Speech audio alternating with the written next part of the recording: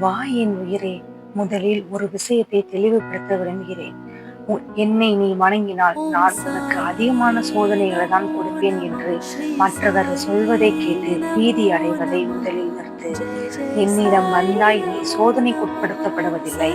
உன் கர்ம வினைகள் உன்னை இந்த பாடாய்படுத்தப்படுகிறது. அந்த சூழலில் என்னை மாதிரியான சர்க்குரு உனக்கு அமைவதென்பது நீ செய்த பாவத்திற்கிடையே கொஞ்சம் புண்ணியம் செய்திருப்பதால் தான். அதனால் பயப்படாமல் என் துணையுடன் உன் கர்ம வினைகளை கழி. அடுத்து நான் சொல்ல விரும்புவது, சாயின் பக்தன் என்பது சாதாரணமான காரியமல்ல. யாரிடம் இல்லாத மனதிடம் உடையவனாக இருப்பான். என்னை குருவாக அடைந்தவன் எவனும் அவ்வளவு சாதாரணமாக எதற்காகவும் கலங்க மாட்டான். தலை போகின்ற விஷயமானாலும் என் சாய் இருக்க எனக்கு கவலை என்று எதிர்த்து நிற்பான். தற்கொலைக்கு முயல மாட்டான். எதற்குமே தற்கொலை தீர்வாகாது. இனிமேல் என் குழந்தையிடம் இருந்து வாழ்வே விருப்பமில்லை என்ற சொற்களை நான் கேட்கக்கூடாது. உன் வாழ்க்கையே இருண்டு போனாலும் அதில் என்னால் விளக்கேற்ற முடியும். நீ எடுக்கும் முடிவுதான் நீ யார் என்பதை தீர்மானிக்கும்.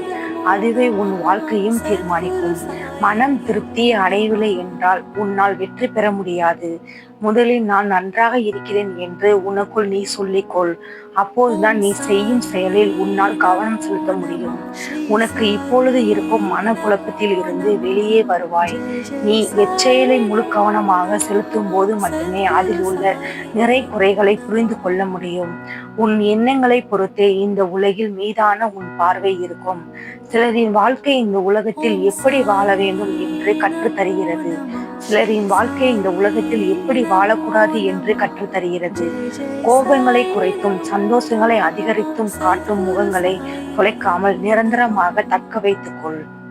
எனவே சாயின் ஆசீர்வாதம் எப்பொழுதும் உங்கள் மேல் படவும். ஓம் சாய்ராம், ஜெய் சாய்ராம். जय जय साई नमो नमः सद्गुरु साई।